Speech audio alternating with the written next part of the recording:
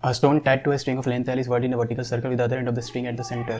At a certain instant of time, the stone is at its lowest position and has a speed u. The magnitude of change in its velocity as it reaches a position where the string is horizontal. तो basically यहाँ पे एक string है L length का, उसके and में एक stone Tide है ना, और जब ये स्टोन इस पोजीशन पे है तब इसका वेलोसिटी u है, ठीक है।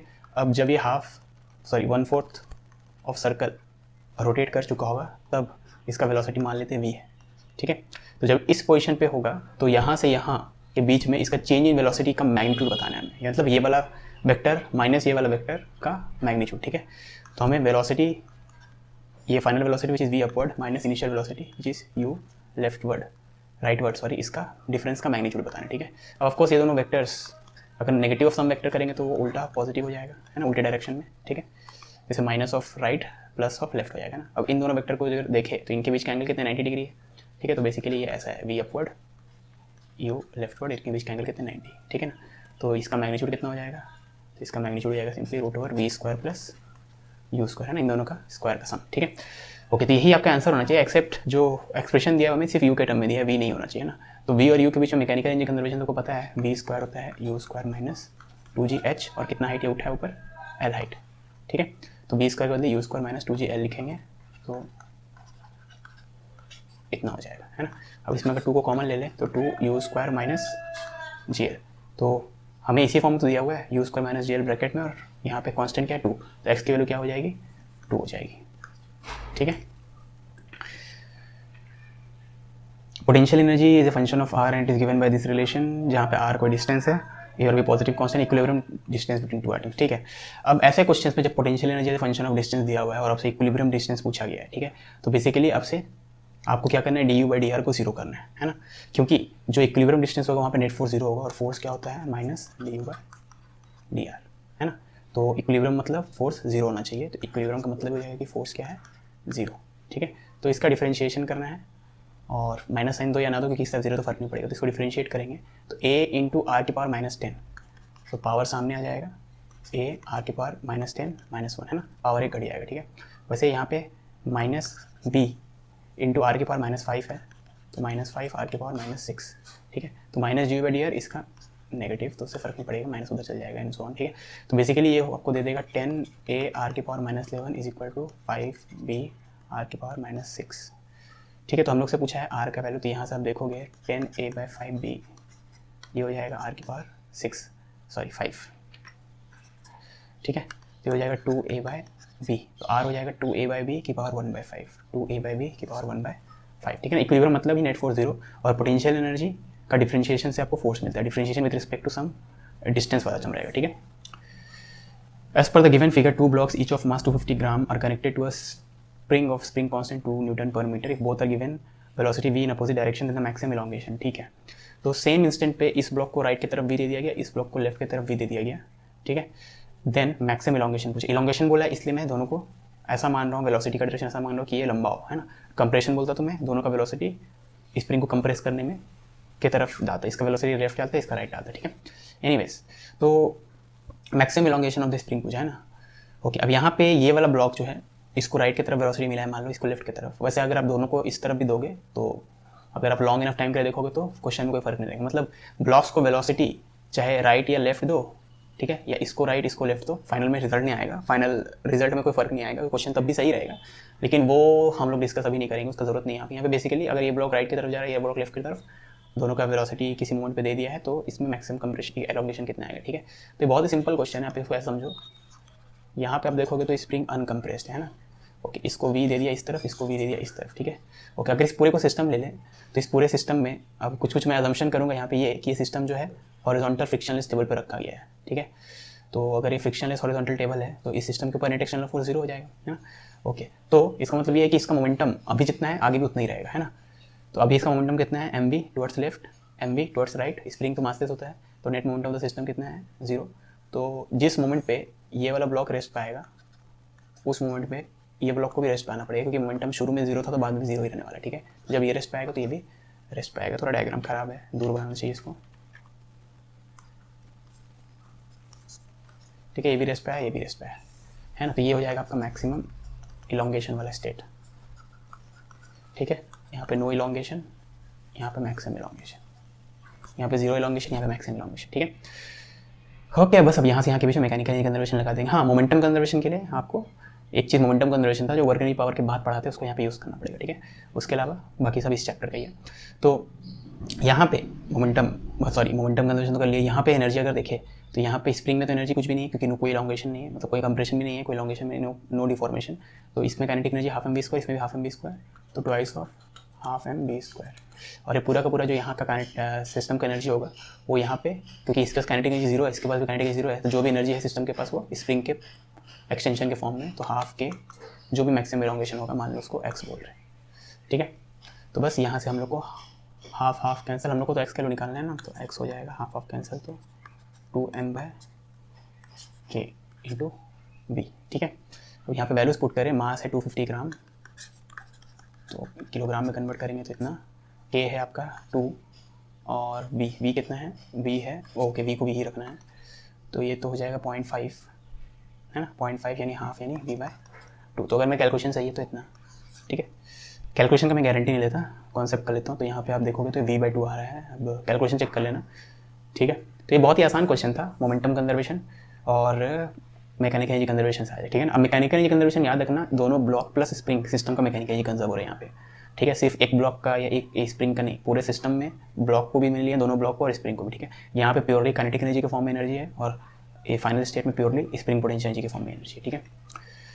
A person pushes a box on a rough horizontal platform surface. He applies a force of 200 Newton over a distance of 15 meter. ठीक है. Thereafter he progressively gets tired and his applied force reduces linearly with distance. Okay, linearly with distance मतलब straight लाना चाहिए force versus distance का, ठीक है। तो पहले तो आपको बोल दिया गया है कि फोर्स जो है डिस्टेंस के साथ, ठीक है, या पोजीशन ऑफ ब्लॉक के साथ कैसे वेरी करा, 200 न्यूटन लगाया over a distance of 15 metre. तो 0 से लेकर 15 मीटर तक तो 200 न्यूटन लगाया है, ठीक है। तो ये 200 न्यूटन का फोर्स लगा है ना पहले 15 मीटर के लिए, और उसके बाद फोर्स जो है लीनियरली रिड्यूस हो गया, रिड्यूस होकर 0 हो गया है ना, linearly with distance, okay. Applied force reduce linearly with distance to 100, okay, 100 newton तक हुआ है, तो ये 200 से 100 ऐसा हो गया, ठीक है, ओके। 100 तक रिड्यूस हो गया है ना। The total distance through which the box has been moved is 30। तो पहले तो 15 कवर कर चुके, तो मतलब ये भी 15 ही है, यानी ये 30 है, ठीक है। तो what is the work done by the person during, ठीक है। तो आप देखोगे तो फोर्स वर्सेस पोजीशन या फोर्स वर्सेस डिस्प्लेसमेंट जो बोलना है बोलो का ग्राफ आ गया। इसको डिस्प्लेसमेंट नहीं बोलते हैं, पोजीशन क्यों बोलते हैं, ठीक है, डिस्प्लेसमेंट है ना। फोर्स वर्सेस डिस्प्लेसमेंट का ग्राफ आपको मिल गया है ना, और एरिया अंडर द ग्राफ आपको दे देगा वर्क डन, है ना। तो ये वाला एरिया निकालना होगा, ठीक है। आप देखोगे तो ग्राफ का आउटलाइन ये है ना, तो ये पूरा एरिया निकालना होगा आपको, ठीक है। अब यहाँ पे ये तो रेक्टेंगल है 15 × 200, तो इसका एरिया हो जाएगा 15 × 200 प्लस ये एक ट्रिपीजियम है, half sum of parallel sides, इसका लेंथ है 200, इसका लेंथ है 100, तो सम ऑफ पैरेलल साइड इतना इंटू इन दोनों पैरेलल साइड्स के बीच का डिस्टेंस विच इज़ 15, ठीक है। फोर्स न्यूटन में है, ये मीटर में है, तो चेंज करने की जरूरत नहीं यूनिट्स। ये हो जाएगा 15 दूनी 30 और ये 150, 15 × 15 2250, ठीक है। तो 5250, अगर मेरा कैलकुलेशन सही है तो 5250 ऑप्शन भी है, मोस्ट वाली सही होगा, ठीक है। ओके, एक बार माइक वगैरह चेक कर लेते हैं, रिकॉर्डिंग चल रही है ना। A block of mass m is kept on a platform which starts moving up with constant acceleration g/2 upward as shown in figure. Work done by normal reaction on the block in time t is, ठीक है। तो normal का work पूछा गया है on the block in t seconds, ठीक है। अब देखो ब्लॉक इनिशियली रेस्ट पे था, starts moving with constant acceleration g/2, है ना। तो रेस्ट से स्टार्ट किया है, कांस्टेंट एक्सेलरेशन g/2 से ऊपर जा रहा है, ठीक है। तो हम लोग को बोला है t सेकेंड्स में कितना होगा, तो फोर्स अब आप देखोगे तो ब्लॉक के ऊपर नॉर्मल फोर्स ऊपर की तरफ लग रहा है और डिस्प्लेसमेंट ऊपर की तरफ है, ठीक है। तो वर्क डन बाय नॉर्मल हो जाएगा n × s, work done normal हो जाएगा n × s, ठीक है। अब नॉर्मल फोर्स का वैल्यू निकालने के लिए आप ब्लॉक का फ्री बॉडी डायग्राम बनाओगे, तो ब्लॉक पे नॉर्मल ऊपर लग रहा है, mg डाउनवर्ड लग रहा है, और तो कोई फोर्स नहीं लगेगा ब्लॉक पे, और उसका एक्सेशन कितना है a अपवर्ड, तो न्यूटन्स तो लगाओगे आप, ठीक है। और a का वैल्यू क्वेश्चन में दे दिया है g/2, तो यहाँ से नॉर्मल का वैल्यू आपको मिल जाएगा 3mg/2, ठीक है। तो नॉर्मल इंटू डिस्प्लेसमेंट, नॉर्मल का वैल्यू तो आपको पता है 3mg/2। अब डिस्प्लेसमेंट हो जाएगा, रेस्ट से स्टार्ट कर रहा है और कांस्टेंट एक्सेलरेशन चल रहा है, तो half a t square, half a t square, ठीक है। 2 दूनी 4 दूनी 8, तो 3/8 mg t square, 3/8 mg, okay, m square नहीं mg square t square, mg square t square by 8, ठीक है। When a rubber band is stretched to a distance x, its restoring force is of magnitude f equal to ax plus bx square, where a and b are constant. Work done in stretching the unstretched rubber band, ठीक है। Initially there is no stretch, यानी x की value 0, क्योंकि x बता रहा है stretch, और final stretch है l, है ना। तो 0 से लेके 0 स्ट्रेच से l स्ट्रेच करने के लिए कितना वर्क करना पड़ेगा, ठीक है। अब याद रखना आपका जो रबर बैंड है वो जब एक्स से स्ट्रेच्ड है तब उसमें इतना फोर्स डेवलप है, रिस्टोरिंग फोर्स डेवलप हुआ है ना, रिस्टोरिंग फोर्स, ठीक है। तो वर्क डन इन स्ट्रेचिंग, ठीक है। तो आप कुछ नहीं बोला गया है, तो वर्क डन मतलब work done by external agent, है ना। अब ऐसे क्वेश्चंस में आप अज्यूम कर लेना, पहली बात तो ये रबर बैंड क्या है, मासलेस है, ठीक है। तो अगर मासलेस होगा तो आप इसको स्प्रिंग जैसे मॉडल कर लो, है ना। मतलब स्प्रिंग में तो के एक्स होता है, यहाँ पे अलग है, लेकिन आपको वैसा ही सोचो कि जैसे मैं रबर ड्रॉ करूँ, ठीक है ना। ये मान लो रबर बैंड है आपका, है ना, ये इसका नेचुरल लेंथ है। तो जब इतना एक्सटेंडेड है, ये नेचुरल लेंथ से अगर एक्स एक्सटेंड की है, ठीक है, तो एक इसमें फोर्स लगा रहे होंगे आप इसको स्ट्रेच करने के लिए, है ना। और ये रिस्टोरिंग फोर्स जो होगा ये दोनों इक्वल होगा, इक्वल एंड अपोजिट, है ना। ओके, तो बस ये आपका फोर्स और रिस्टोरिंग फोर्स मैग्नीट्यूड में इक्वल होगा, डायरेक्शन में अपोजिट है, ठीक है। जस्ट लाइक स्प्रिंग में ऐसे करते थे आप, ठीक है। ओके, अब इस तरफ डिस्प्लेस हो रहा है ये डी एक्स से, है ना। तो work done small work done हो जाएगा एफ डी एक्स, और टोटल डिस्प्लेसमेंट के लिए इंटीग्रेशन कर देंगे, ठीक है। तो बेसिकली यहाँ पे क्या करना है आपको, एफ डी एक्स का इंटीग्रेशन करना है ना। तो अब बोलोगे सर तो डायरेक्टली आप बोल सकते हो इतना नाटक क्यों किया। अरे नाटक किया तक समझ में तो है आपको, किस फोर्स का वर्क डन, किस फोर्स का, ये जो रबर वाला फोर्स उसका वर्क डन नहीं पूछा जा रहा है, एक्सटर्नल फोर्स का कुछ नहीं बोला गया, मतलब एक्सटर्नल एजेंट का, ठीक है ना। और मुझे प्रूफ तो करना था, नहीं तो रबर फोर्स दिया हुआ है, लेकिन वर्क डन में एक्सटर्नल एजेंट पूछा गया। तो एक्सटर्नल एजेंट जो फोर्स लगा रहा है रबर फोर्स के बराबर मैग्नीट्यूड में और डायरेक्शन अपोजिट है, इसलिए मैं वो फिगर दिखाया, ठीक है। तो वर्क डन हो जाएगा एफ डी एक्स का इंटीग्रेशन, एफ है आपका a x plus b x square, है ना। अब कहाँ से कहाँ तक एक्स की वैल्यू चेंज हो रही है, तो पहले नो एक्सटेंशन था 0 और बाद में लास्ट में एक्स एल एक्सटेंशन है, तो A L square by 2 B L cube by 3, ठीक है। A L square by 2 B L cube by 3। Uniform cable of mass m and length L is placed on a horizontal surface such that its 1/nth part is hanging below the edge of the surface. Okay, to lift the, ठीक है, 1/nth part hang कर रहा है, to lift the hanging part up to the surface work done should be, ठीक है। अब इसको दो तरीके से किया सकते हैं, एक तो इंटीग्रेशन वाला तरीका जिसको मैं यूज़ नहीं करूँगा क्योंकि एग्जाम में वो मेथड से थोड़ा टाइम लगेगा, ठीक है तो आसान। लेकिन दूसरा है जो छोटा मेथड है, लेकिन नहीं, दूसरा मेथड जो यूज़ करेंगे हम लोग, या दूसरा मेथड ही जो मैं दिखाने वाला हूँ, सेंटर ऑफ मास वाला, ठीक है। तो सेंटर ऑफ मास का कोई कॉन्सेप्ट ऐसा नहीं चाहिए, खाली आपको ये पता होना चाहिए कि कोई भी यूनिफॉर्म मास डिस्ट्रीब्यूशन का ऑब्जेक्ट जो होता है उसके लिए सेंटर ऑफ मास उसके ज्योमेट्रिकल सेंटर पे होता है, बस खाली उतना आप जानते हो तो ये क्वेश्चन आपसे बन जाएगा, ठीक है। तो यहाँ पे अगर आप इस केबल को देखोगे तो इसका 1/nth पार्ट हैंग कर रहा है, तो केबल का अगर इनिशियल कन्फिग्रेशन आप ड्रॉ करो तो केबल का कुछ पार्ट टेबल के ऊपर है, कुछ पार्ट टेबल से हैंग कर रहा है ना, ये टेबल से हैंग कर रहा है, ठीक है। और ये टेबल से जो हैंग कर रहा है इसका लेंथ कितना है, L/n, तो इसको मैं थोड़ा और अच्छे से बनाता हूँ। टेबल से जो पार्ट हैंग कर रहा है वो है L/n लेंथ का, ठीक है। ओके, ये पार्ट टेबल के ऊपर, ये पार्ट टेबल से हैंग कर रहा है ना। ओके, तो अगर ये पार्ट का लेंथ जो है पूरे टोटल लेंथ का 1/nth भाग है तो इसका मास भी पूरे का m/n भाग होगा, तो इसका मास कितना होगा m/n, ठीक है। अब इसका जो क्या बोलेंगे सेंटर ऑफ मास है, हैंगिंग पार्ट का सेंटर ऑफ मास है इस पार्ट के मिड पॉइंट पे होगा, तो इस पार्ट का मिड पॉइंट यहाँ पे, ठीक है।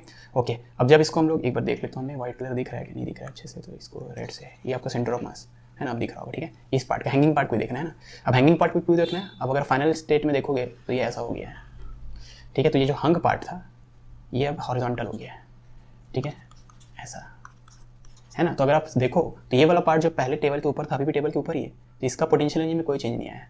काइनेटिक एनर्जी तो आप यहाँ पे मान लो कि पूरा केबल रेस्ट पे, यहाँ पे भी रेस्ट पे है। तो अगर आप देखोगे तो इस पार्ट का जो टेबल के ऊपर था उसका हाइट अब ग्राउंड भी चेंज नहीं हुआ है, तो उसका पोटेंशियल चेंज नहीं हुआ है, और काइनेटिक एनर्जी तो दोनों केस में 0 है। ऐसे क्वेश्चन में अज्यूम कर लेते हैं, ठीक है, कि ये जो है मूव नहीं कर इनिशियल फाइनल स्टेट में सेम मतलब रेस्ट पे है ना। और ये जो हंग पार्ट था इसका भी काइनेटिक एनर्जी चेंज नहीं हुआ है, लेकिन पोटेंशियल तो चेंज हुआ है ना, ठीक है ना। अब हंग पार्ट का सेंटर ऑफ मास, सिर्फ हंग पार्ट का सेंटर ऑफ मास कितना हाइट से ऊपर हो चुका है, हंग पार्ट का लेंथ का आधा जो कि है L/2n। अगर यहाँ से यहाँ तक L/n है तो ये हो जाएगा L/2n, है ना। तो increase in gravitational potential energy अगर आप देखो तो ये हो जाएगा आपका mgh, mass of hung part कितना है m/n gh, इतना हाइट से ये सेंटर मास ऊपर गया है L/2n, ठीक है। तो वर्क डन हो जाएगा एक्सटर्नल एजेंट का is equal to delta U के बराबर, तो mgL/2n², ऑप्शन ए, ठीक है। आई होप ये समझ में आ गया होगा ना। अब देखो आप बोलोगे एक्सटर्नल एजेंट का जो वर्क डन होगा वो टोटल वर्क डन तो होता है आपका डेल्टा, क्या बोलते हैं, टोटल वर्क डन होता है चेंजिंग काइनेटिक एनर्जी का, ठीक है ना। अब यहाँ पे अगर आप देखोगे तो आपको खाली ये बोला गया था to lift the hanging part of the cable up to the surface total the work done should be, है ना। अब जो एक्सटर्नल वर्क यहाँ पे हम लोग वर्क जो यहाँ पे कर रहे हैं, इंटरनल वर्क तो यहाँ पे कुछ नहीं होगा, ठीक है। ये जो है रोप जो है इनएक्सटेंसिबल रहता है ना, तो मान लो इंटरनल वर्क कुछ भी नहीं हो रहा है ना, नेट इंटरनल वर्क 0 जो भी बोल रहे हैं बोलो, है ना। तो यहाँ पे आप अगर आपको क्या बोला कि लिफ्ट हैंगिंग पार्ट को लिफ्ट करने के लिए कितना वर्क करेगा, तो हैंगिंग पार्ट का पोटेंशियल एनर्जी या पूरे वायर का पोटेंशियल एनर्जी कितने अमाउंट से बढ़ेगा, वही अमाउंट से वर्क डन यहाँ पे होगा, ठीक है। अब इसी चीज़ को आप वर्क एनर्जी थ्योरम से करते तब भी आया था, ठीक है। अब बेसिकली क्या करते हैं, रोप को सिस्टम ले लेते हैं, total work done on rope is equal to change in kinetic energy of rope. यहाँ पे काइनेटिक एनर्जी जीरो है रोप का, यहाँ भी जीरो है, तो टोटल वर्क डन जीरो होगा, ठीक है ना। दो ही एजेंट, दो ही फोर्सेस तो एक्ट कर रहे हैं यहाँ पे, या दो ही फोर्सेस वर्क कर रहे हैं, ज़्यादा करेक्ट स्टेटमेंट वो होगा। तो पहला फोर्स एक जो है ग्रेविटेशनल लग रहा है और दूसरा आपका है ना। तो work done by you plus work done by gravity should be equal to zero, यानी work done by you should be equal to work done by gravity. तो हम लोग अगर total work done equal to zero लें तो work done by external agent is equal to work done by gravity का negative, और negative of work done by gravity जो होता है वो डेल्टा यू के बराबर होता है, ठीक है। तो अगर आपको समझ में नहीं आ रहा क्यों एक्सटर्नल वर्क डेल्टा यू के बराबर है, negative of work done by gravity that should be equal to इतना, ठीक है। A block of mass M lying on a smooth horizontal surface attached to a spring of negligible mass of spring constant K. The other end of the spring is fixed as shown in figure. The block is initially at rest in its equilibrium position. If now the block is pulled with a constant force F, the maximum speed of the block. ठीक है, अब speed maximum कब होगी? जब acceleration zero होगा, है ना। Speed maximum कब होगा? जब वेलोसिटी मैक्सिमम होगा। वेलोसिटी मैक्सिमम कब होगा? जब एक्सेलरेशन जीरो होगा, ठीक है। अब एक्सेलरेशन जीरो कब होगा? जब नेट फोर्स जीरो होगा, है ना। अगर आप ब्लॉक पे आप नेट फोर्स देखोगे तो ब्लॉक पे दो ही फोर्स लग रहा है, राइट की तरफ आपका फोर्स और स्प्रिंग फोर्स लेफ्ट की तरफ, ठीक है। तो ब्लॉक जब इस पोजीशन पे आ गया, मान लो कभी ना कभी ऐसे पोजीशन पे ब्लॉक आएगा जब उस पर नेट फोर्स जीरो हो जाएगा, क्योंकि आपका फोर्स और स्प्रिंग फोर्स दोनों इक्वल हो जाएगा, ठीक है। तो स्प्रिंग फोर्स आपके फोर्स के बराबर होगा, तब इसका एक्सेलरेशन क्या हो जाएगा? जीरो, है ना। ब्लॉक को आप राइट की तरफ खींच रहे हैं एफ से, स्प्रिंग फोर्स एफ से लेफ्ट की तरफ खींच रहा हो किसी ना किसी मोड पे, उस समय एक्सेलरेशन जीरो, उस समय स्पीड मैक्सिमम होगी, ठीक है। इस समय इसका स्पीड क्या होगी? मैक्सिमम, है ना। तो अब यहाँ से यहाँ के बीच में वर्क की थ्योरम लगा देते हैं, ठीक है। सबसे पहली बात तो स्प्रिंग फोर्स एफ के बराबर होगा, तो स्प्रिंग फोर्स क्या होता है? के टाइम्स डिफॉर्मेशन, तो K times deformation is equal to F, पहली चीज़, है ना। दूसरी चीज़ है यहाँ से यहाँ के बीच में अगर आप वर्क की थ्योरम लगाओ, ठीक है, तो total work done on block यहाँ से यहाँ के बीच में कितना है?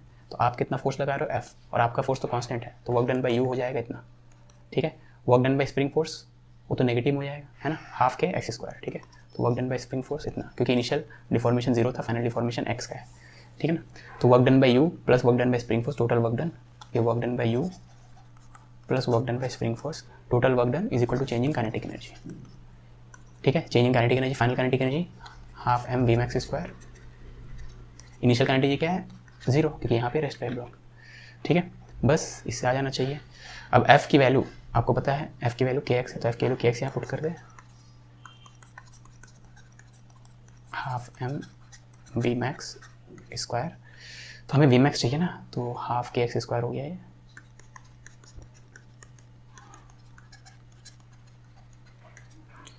तो वी मैक्स हो जाएगा रूट ओवर के बाय एम इंटू एक्स, ठीक है। ओके, अब एक प्रॉब्लम है, आंसर जो है एक्स के फॉर्म में नहीं एफ के फॉर्म में है, तो एक्स की वैल्यू एफ बाई के पुट कर दो, तो एक्स की वैल्यू अगर एफ बाई के पुट करें तो ये एफ बाय रूट एम के आ रहा है, ठीक है, एफ बाय रूट एम के, है ना, एफ बाय रूट एम के, ऑप्शन डी।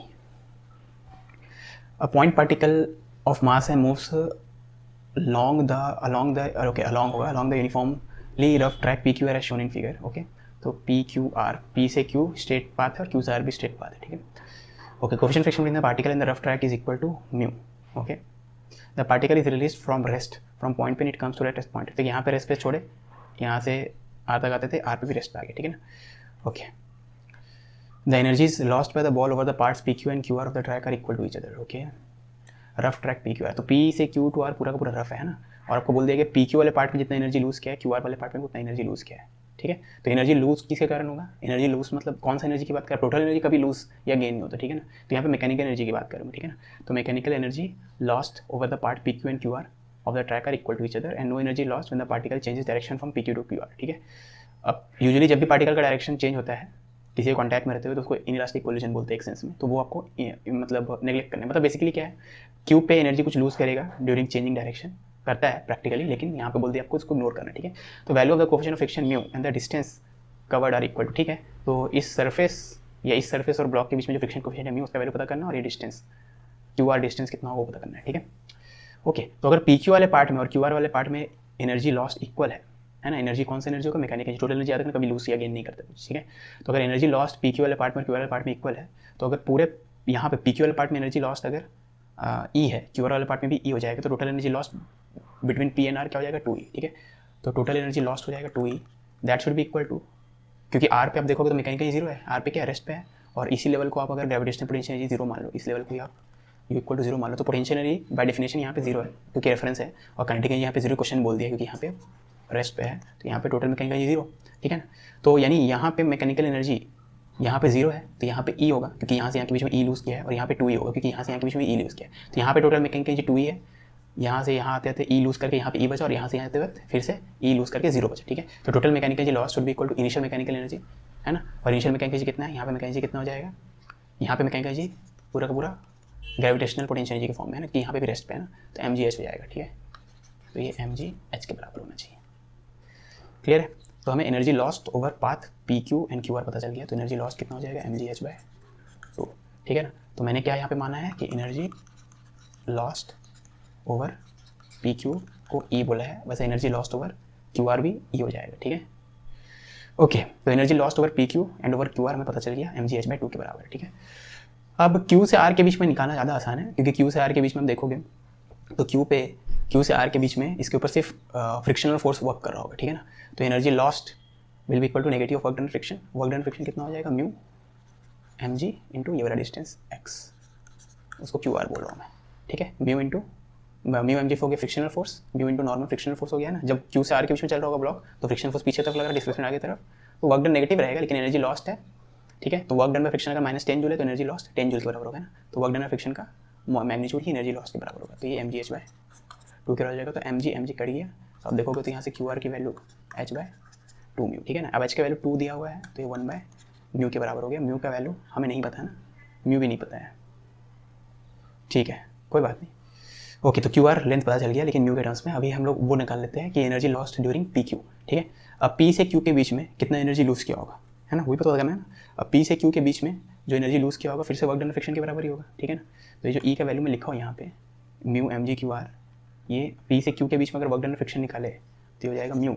अब पी से क्यू के बीच में फ्रिक्शन का वैल्यू कितना हो जाएगा, mu into M G cos theta, ठीक है। तो फ्रिक्शनल फोर्स का मैग्नीट्यूड इतना है, और पी से क्यू के बीच में डिस्प्लेसमेंट कितना है, ये लेंथ हो जाएगा डिस्प्लेसमेंट। अब ये लेंथ कितना हो जाएगा, ये एच है, ये 60 डिग्री, तो एच से 60 डिग्री यानी 2h, ये लेंथ अगर आप देखोगे तो 2h है, ठीक है। तो work done by friction from P to Q का मैग्नीट्यूड अगर आप देखो तो इतना आएगा, समझ रहे हो ना बात को, ठीक है। ये है work done from P to Q friction का है, उसका मैग्नीट्यूड है, तो ये भी ई के बराबर होगा। तो यहाँ से अब ई का एक और वैल्यू निकाले थे, ये वाला mu M G Q R, ठीक है। तो यहाँ से डायरेक्टली आपको, है ना, तो अगर लग रहा है पूरा बहुत कंफ्यूजिंग है तो एक लाइन में भी आपको दिखा सकता हूँ मैं, अगर आपको लग रहा है हम लोग घुमा फिरा के किए हैं। आप ये काम करो, सीधा इतना मत लिखो, ठीक है। आप सीधा यहाँ से स्टार्ट करो, एनर्जी लॉस्ट यानी work done by friction from P to Q should be equal to work done friction from Q to R, ठीक है। Work done by friction from P to Q should be equal to work done friction from Q to R, ठीक है। और P से Q के बीच में work done friction हो जाएगा mu M G cos theta into displacement, और ये हो जाएगा mu M G into displacement, ठीक है। तो म्यू एम जी कट गया, म्यू एम जी कट गया। कॉस 30 कितना होता है भाई, कॉस 30 √3/2 होता है ना, तो √3h is equal to Q R, ठीक है। तो क्यू आर का वैल्यू तो √3h हो गया, h का वैल्यू हमें 2 दिया हुआ है, तो क्यू आर हो जाएगा √3 इंटू 2, तो 1.7 इंटू 2 3.4 मीटर के बराबर, ठीक है। तो 3.4 मीटर वाला ऑप्शन होना चाहिए, तो ये यार ये, या फिर यहाँ पे आपको ये भी पता है, ये 1/μ, ठीक है। अरे म्यू नहीं पता है क्या, हमें म्यू नहीं पता है, म्यू भी तो निकालना है ना, हाँ। तो मैं क्या मिस किया हूँ अभी तक, क्यू आर मिल गया मुझे, ओके क्यू आर का वैल्यू मिल चुका है ना, इसको यहाँ पुट कर दो तो म्यू निकल जाएगा, है ना, ठीक है। मैं तो म्यू निकालना है ना, मैं क्यू आर यहाँ पे निकाल रहा हूँ, म्यू का वैल्यू हो जाएगा एम जी h/2 म्यू का वैल्यू 1/QR, ठीक है। और क्यू आर का वैल्यू यहाँ पे है 3/4, मतलब 3.4, ठीक है। ओके, तो इसको कैलकुलेट कर लेते हैं ना। एक्चुअली में ये चीज़ थोड़ा एग्जैक्ट लिखते हैं क्योंकि आंसर बहुत पास है ना, तो √3 इंटू 2 इतना है, और 1 डिवाइड बाई आंसर, तो 0.288 मतलब 0.29 मान लेते हैं इसको, ठीक है। जैसे करना है करो, कोई फर्क नहीं पड़ता। Wire suspended vertically from one of its end is stretched by attaching a weight of 200 newton to the lower end, the weight stretches the wire by 1 millimetre, then the elastic energy stored in the wire, ठीक है ना। अब ऐसे questions में, अब ये question को आप स्ट्रेस 10 वाले चैप्टर से भी कर सकते हो, ठीक है, लेकिन ऑलरेडी यहाँ पे हम लोग ले चुके हैं तो इसको देखिए कैसे करना है। तो ऐसे क्वेश्चन में क्या करना है, वायर को स्प्रिंग जैसे मॉडल करना है, ठीक है। अब अगर स्प्रिंग के एक एंड में आप, स्प्रिंग अभी अनस्ट्रेच्ड है, उसके एक एंड में आप 200 न्यूटन का ब्लॉक लगा दियो, है ना, ये 200 न्यूटन का ब्लॉक लगा दियो, ठीक है। अब ये नो स्ट्रेच है यहाँ पे, है ना, तो ऑफकोर्स ये इक्विलिब्रियम स्टेट नहीं रहेगा, इक्विलिब्रियम स्टेट पे जब पहुँचेगा, ठीक है, तो उस समय इक्विलिब्रियम स्टेट पे है, मतलब स्प्रिंग फोर्स भी 200 न्यूटन के बराबर होगा, तो स्प्रिंग फोर्स खुद 200 न्यूटन के बराबर होगा, ठीक है, स्प्रिंग फोर्स खुद 200 न्यूटन के बराबर होगा, है ना। तो बस यहाँ से अब आपको बोला गया elastic energy stored in the wire, है ना, तो यहाँ पे कितना एनर्जी स्टोर्ड है, तो एनर्जी स्टोर कितना होता है, हाफ के एक्स स्क्वायर, ठीक है, ऊपर नीचे कैसे मल्टीप्लाई करे, तो ये हो जाएगा एफ स्क्वायर बाय 2k, क्योंकि k इंटू एक्स हो जाएगा स्प्रिंग फोर्स और नीचे हो जाएगा 2k, है ना। ऐसा करने का फायदा क्या है, आपको स्प्रिंग फोर्स पता है कि 200 न्यूटन है और k कितना है, k यहाँ से निकल जाएगा कि वायर का लेंथ स्ट्रेचेस पे 1 मीटर। अब यहाँ पे स्प्रिंग फोर्स 200 न्यूटन है, मतलब k इंटू एक्स 200 न्यूटन है, तो x की वैल्यू, सॉरी k की वैल्यू, x तो गिवन है, k की वैल्यू हो जाएगी 200 बाय x, और x की वैल्यू कितना दिया, 1 मिलीमीटर, ठीक है, 1 मिलीमीटर मतलब इतना, है ना। तो 200 इंटू 10 की पावर 3, 2 इंटू 10 की पावर 3 2 5, 2 इंटू 10 की पावर 5, ठीक है। आई होप ये दिख रहा होगा, हाँ दिख रहा है, ठीक है। तो ये हो जाएगा 2 दूनी 4, 4 गया, 10 की पावर 4 डिवाइड बाई 10 की पावर 5, बेसिकली यही बच रहा है अगर मेरा कैलकुलेशन सही है, तो 0.1 जूल, ऑप्शन डी, ठीक है। और 60 HP, HP को क्या बोलते हैं, फुल फॉर्म में भूल ही है इसका, HP नहीं पता, जो okay HP okay, horse power, हाँ 746 होता है सूत्र, हाँ ठीक है। Electric motor lifts an elevator having a maximum total load capacity of 2000 kilogram, okay, if the frictional force on the elevator is 4000 Newton, speed of the elevator at full load, ठीक है। तो फुल लोड पे elevator work कर रहा है, मतलब full load है मतलब मैक्सिमम लोड, वो मैक्सिमम लोड कैपेसिटी पे वर्क कर रहा है, ठीक है ना। तो एलिवेटर का टोटल वेट आप मान सकते हो 2000 kg या 2000 इंटू जी, उतना न्यूटन, ठीक है, ओके। अब फ्रिक्शनल फोर्स जो लग रहा है एलिवेटर पे वो 4000 न्यूटन लग रहा है ना। अब एलिवेटर जिस भी तरफ जा रहा होगा फ्रिक्शनल फोर्स तो अपोज कर रहा होगा उसको, है ना। तो एलिवेटर यहाँ पे आप इसको ऐसा समझो, एलिवेटर को अगर आप देखो, ठीक है, okay, speed of the elevator तो मान लेते हैं कि ये एलिवेटर जो है ऊपर जा रहा है v स्पीड से, ठीक है ना। तो अब इसको रोकने वाला कौन कौन है, mg, इसका मोशन के अपोजिट फोर्स लगा रहा है, मतलब ये नेगेटिव पावर कंट्रीब्यूट कर रहा है mg भी, और फ्रिक्शन भी वेलोसिटी के अपोजिट है, मतलब इसका भी नेगेटिव पावर है, ठीक है। अब इसको ऊपर ले जा रहा हो, केबल का टेंशन वगैरह जो भी है, ठीक है ना, वो मोटर के कारण जो आता है जो भी है, तो ये मोटर वाला फोर्स है ना, फोर्स जो मोटर है ना, बेसिकली उसी कारण ही ऊपर जा रहा है, ठीक है ना। तो बेसिकली अगर हम लोग को बोल दिया यहाँ पे कि speed of the elevator at full load क्या होगा, ठीक है ना, तो हम लोग क्या करेंगे, अगर इसका स्पीड कांस्टेंट है, ठीक है ना, क्योंकि स्पीड आपको बोल दिया गया और एक ही वैल्यू आपको चूज करना है इन सब में से, और वो वैल्यू जो है टाइम डिपेंडेंट नहीं है, तो आप बोल सकते हो स्पीड कांस्टेंट, मान लो आंसर 2 मीटर पर सेकंड आया, तो ऑफकोर्स यानी 2 मीटर पर सेकंड से ऊपर जा रहा है, ठीक है, वैसा कुछ अजूम कर लेते हैं यहाँ पे। तो पॉइंट ये है कि अगर कांस्टेंट वेलोसिटी से चल रहा होगा तो नेट फोर्स 0 होगा, है ना, और यानी this should be equal to FM should be equal to mg plus f, इसमें अभी तक वर्क का कुछ भी रोल नहीं है, ठीक है ना, ठीक है, ओके। अब यहाँ पे ओके तब दे दिया यहाँ पे 1 HP 746 वाट, तो अच्छी बात है, इतना हो गया, है ना। अब mg तो हो जाएगा 2000 इंटू जी, ठीक है, फ्रिक्शनल फोर्स है 4000 न्यूटन, है ना, तो 20000 24,000 न्यूटन हो गया, ठीक है। तो फोर्स बाय ये आपका मोटर या केबल जो भी है इतना लग रहा है एलिवेटर पे, ठीक है। तो आपसे पूछा गया है कि स्पीड क्या होगा, ठीक है। अब 60 हॉर्स पावर का मोटर है, इसका मतलब है कि पावर ऑफ ये मोटर फोर्स इतना है, ठीक है ना। तो पावर ऑफ मोटर, अब मोटर फोर्स ऊपर की तरफ, वेलोसिटी ऊपर की तरफ है, तो मोटर फोर्स इंटू वी, ठीक है, मोटर फोर्स है 24,000 इंटू वी, ठीक है। अब मोटर फोर्स कितना दिया हुआ है आपको, 160 हॉर्स पावर, और एक हॉर्स पावर 746 होता है, तो ये 60 इंटू 746, तो यहाँ से वी आपको मिल जाएगा, ठीक है। तो मैं कैलकुलेटर से कैलकुलेट करूँ, 60 इंटू 746 डिवाइडेड बाय 24,000, तो 1.86 यानी 1.9 मीटर के आसपास, ठीक है। तो ऑप्शन बी सही है ना। अब यहाँ पे आप देखोगे आंसर बहुत पास है, तो आपको अच्छा कैलकुलेशन करना पड़ेगा, ठीक है। A 70 kg man leaps into the air from a crouching position. To take the leap, the man pushes the ground with a constant force F to raise himself. The center of gravity rises by 0.5 meter before he leaps. ठीक है, तो मान लो ये ground है, ये ground है ना। तो मैन पहले ऐसे झुका हुआ रहेगा, मतलब पैर बेट रहेगा, ठीक है, और जस्ट बिफोर जंप वो ऐसा कुछ है, ऐसा हो चुका होगा जस्ट बिफोर जंप, है ना, क्योंकि टेक ऑफ पे उसको सीधा हो गया होगा तब तक, है ना। अब यहाँ से यहाँ के बीच में बोल दिया गया इसका सेंटर ऑफ मास राइज क्या है बाय 0.5 मीटर, पहला लाइन में यही लिखा हुआ है, ठीक है ना। अब यहाँ से यहाँ के बीच में इस पूरे ड्यूरेशन के दौरान मैन जो है ग्राउंड को पुश कर रहा है एफ से, तो ग्राउंड जो है मैन को एफ से ऊपर पुश कर रहा होगा, ठीक है। ओके, अब ये मैन यहाँ से ये टेक ऑफ वाला है, ये take off, he takes off at this this moment, है ना। यहाँ से ग्राउंड से कॉन्टैक्ट ब्रेक हो गया, अब वो हवा में सिर्फ इसके मोमेंट के बाद से, तो हवा में वो ऊपर जाते जाते स्लो डाउन होते होते वो कहीं ना कहीं रुक जाएगा, तो मान लो यहाँ पे आके रुक गया, ठीक है। तो यहाँ पे अगर इसका सेंटर ऑफ मास पहुँचा है तो आपको क्वेश्चन में बोल दिया गया है कि हवा में फर्दर ये कितना ऊपर उछला है 1 मीटर, ठीक है।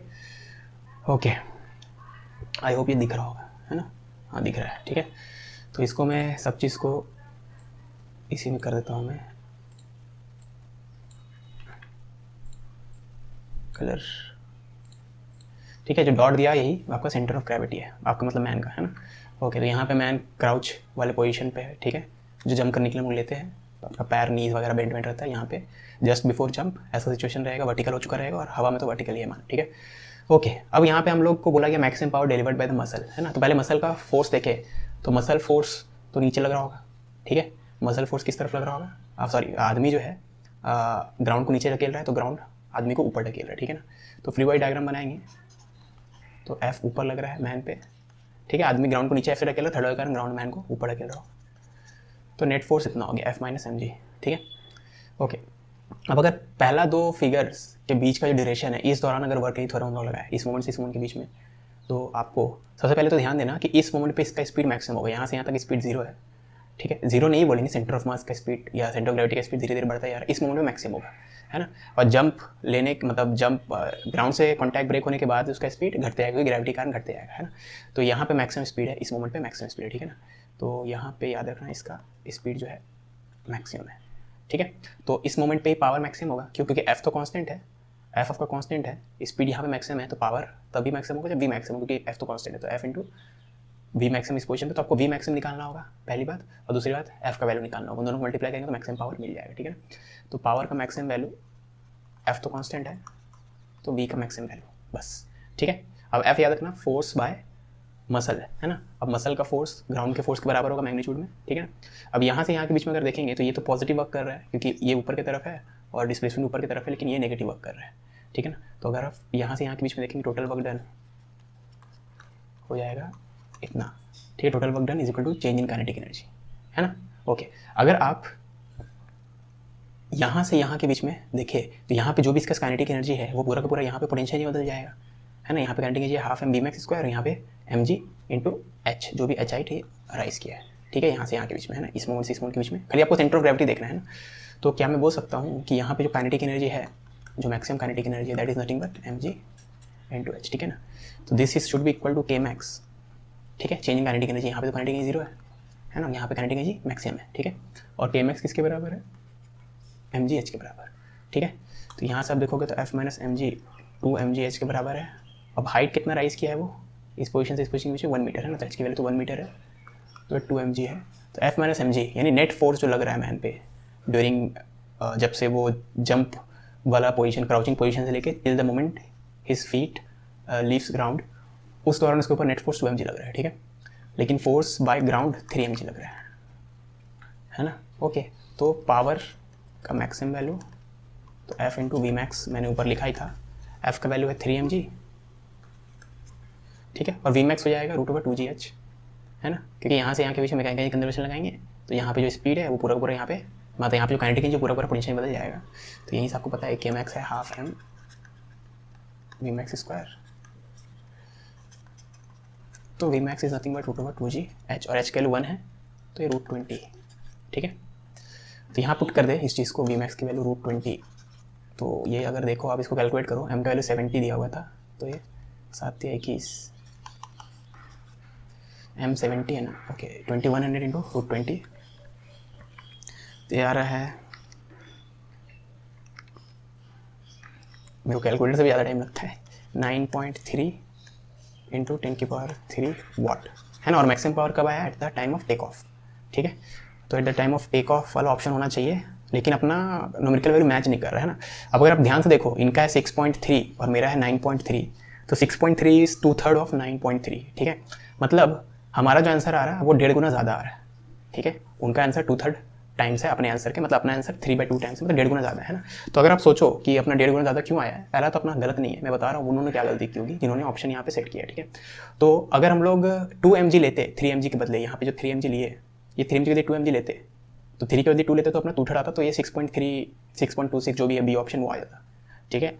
तो लेकिन एक्चुअली में तो हमें पावर ड्यू टू फोर्स, कौन सा नेट पावर तो नहीं पूछा ना हमें, कौन सा पावर पूछे, power due to muscle force, है ना। और मसल फोर्स की वैल्यू 3 mg है ना कि 2 mg। 2 mg क्या है, नेट फोर्स है, एफ एम माइनस mg क्या है, नेट फोर्स है, force by ground minus mg, ठीक है ना। ग्राउंड वाला फोर्स और मसल वाला फोर्स सेम रहेगा, है ना।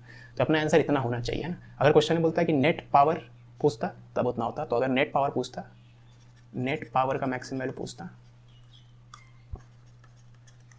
ठीक है, तो ये यहाँ पे net force into V max करते तो ये 6.2 समथिंग समथिंग 10⁻³ वाट आता, ठीक है। लेकिन ये हमें नहीं पूछा गया, पूछा ये है, तो ये करेक्ट होना चाहिए, है ना। कॉन्ग्रेचुलेशंस वीडियो लेक्चर कंप्लीट करने के लिए। सो जो भी चीज़ आपको अच्छी लगी, जो भी चीज़ ख़राब लगी, प्लीज़ कमेंट में बताना। और अगर आप डाउट पूछोगे कमेंट में तो प्लीज़ टाइम स्टैम्प के साथ ही डाउट पूछना, करेक्ट टाइम स्टैम्प के साथ। और वीडियो अगर अच्छी लगी हो तो लाइक करना, ख़राब लगे तो डिसलाइक करना, और कारण भी बताना प्लीज़ कमेंट में, ताकि फ्यूचर वीडियोस में वो चेंजेस इनकॉर्पोरेट करके फ्यूचर वीडियोस, फ्यूचर लेक्चर्स और अच्छे बन सके, ठीक है। तो चलो मिलते हैं नेक्स्ट सेक्शन में, अंटिल देन बाय।